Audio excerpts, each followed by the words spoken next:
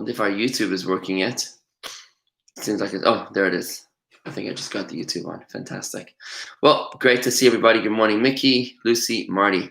Okay, and I think that we are ready to roll. So let's get straight at it. Today's Monday, and we're learning about the showdown on Mount Carmel near Haifa, where Elijah the prophet lived at the time of King Achav and Queen Isabel, the two very wicked king and queen of Israel, and how he made a showdown to prove who is the true God of Israel.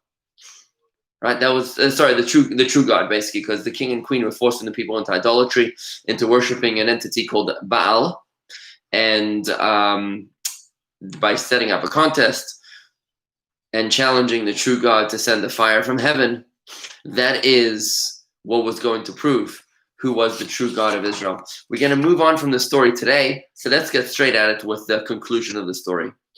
At the end of that story, we spoke about last week how the fire came down only to the altar of Elijah. The fire came down from Hashem, God of Israel, and obviously there was nothing that came down from heaven with regards to the altar of the Baal. Their plan, their deceit, their subterfuge of planting somebody under the ground who was going to ignite the fire from beneath was foiled when a snake was sent by Hashem to ensure that he would not be able to light the fire. So let's hear how the story ends. This is all from the prophets, from the Tanakh, the written Torah, the prophets that follows the 5 books of Moses.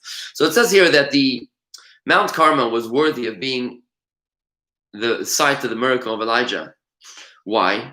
Because when Hashem gave the Torah to Israel, many mountains heard that the Torah, or that upon one of them the Torah will be given, and the mountains started to fight amongst them. Now, this doesn't mean obviously that the physical mountains started to fight amongst them. Probably means that the angel in charge of each mountain were having a debate. Each one of them wanted that the Torah should be given upon him, and therefore they all sort of ran over to the desert where they knew that the Torah was going to be given to Israel. They knew the Torah was going to be given in a place which was ownerless, signifying the fact that the Torah is ownerless. Each and every one of us has an equal share in the Torah, an equal right and access to the Torah. The Torah isn't just owned by select individuals, just like a desert, which is generally not owned land. It belongs to anybody. So therefore, the angels of each mountain went to the place where they knew that the Torah was given, to see if they would be able to have the Torah given upon them. And this is a medrash, which is from the oral law. So the medrash tells us as follows, that Mount Tabor, very tall mountain, said to Mount Carmel, go back to your place. Hashem hasn't called you.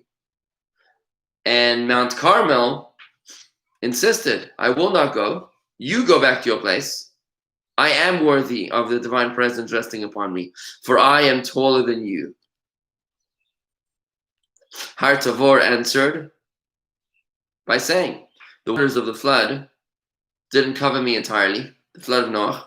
They only reached until my shoulders. Therefore, it's worthy for the Torah to be given upon me. And this is how the mountains are fighting back and forth. Obviously, there's much more to the story than meets the eye. It seems like a fable of mountains fighting each other.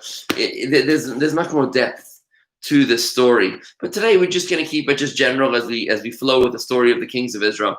But here's what happened was that Mount Hermon up in the north of Israel got involved. And he says, maybe the Torah should be given on me. Why? Because when the Jewish people crossed the desert, I stood for them in the middle. So when they crossed the Red Sea, I stood for them in the middle, and they crossed over me on dry land. Again, it's very difficult to understand exactly what these mountains are arguing about. But suffice it to say that the mountains, each one wanted that the Torah should be given upon it. And the Medrash ends that the Torah was given on Sinai because Sinai was a very humble mountain.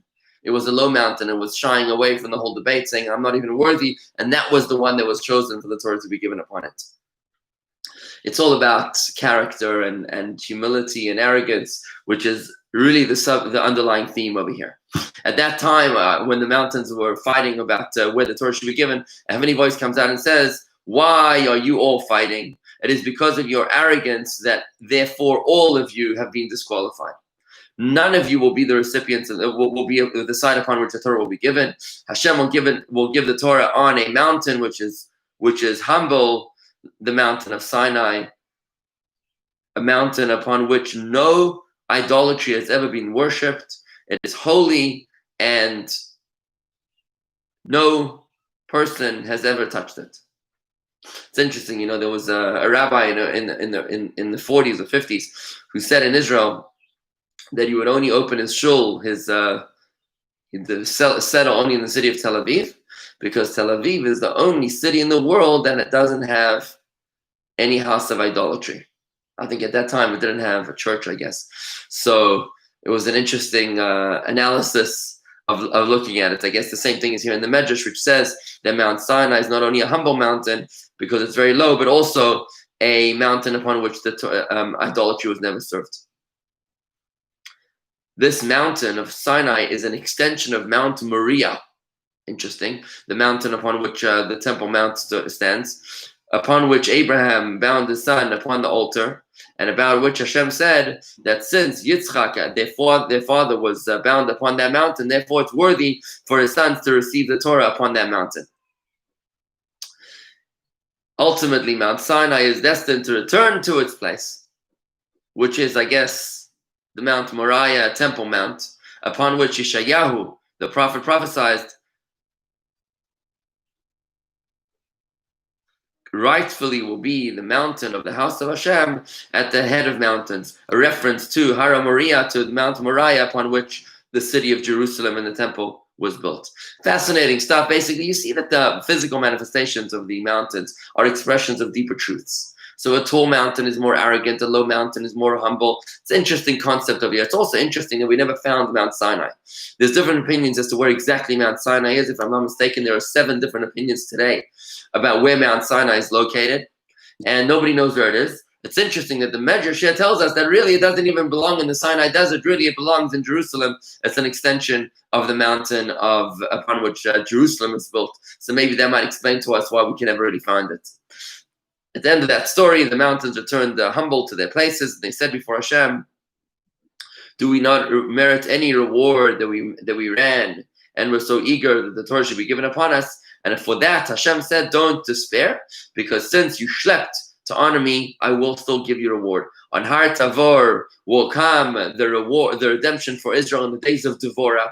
Devorah, the prophetess, she won the war against the army of Sisera. It was on Mount Tavor, and therefore that miracle took place on Mount Tavor. And on Mount Carmel, there will be other great miracles and wonders in the days of Eliyahu the prophet, and my name will be glorified upon that mountain in front of all of Israel." Of course, that would be the story that we are talking about now. Now, that was the background. That was the background for the mountain of Carmel being the site of the miracle of Elijah. I see Marty's asking a question. How could it be that since the Torah was not given in the land of Israel? Marty, actually, Sinai is in the land of Israel. One second, let me think. Is Sinai? I'm trying to remember if the desert of Sinai is in the biblical borders of Israel. I don't remember, but what's the difference? Does the Torah need to be given in the land of Israel? Says who? The miracle of the splitting of the Red Sea didn't happen in Israel. The miracle of the 10 plagues didn't happen in Israel. So why do you have to assume that the Torah needs to be given in Israel? Why? On the contrary, maybe the Torah's purpose is to sanctify the lands that are not holy, the lands that are mundane. Maybe those are the lands that need to be sanctified by the giving of the Torah.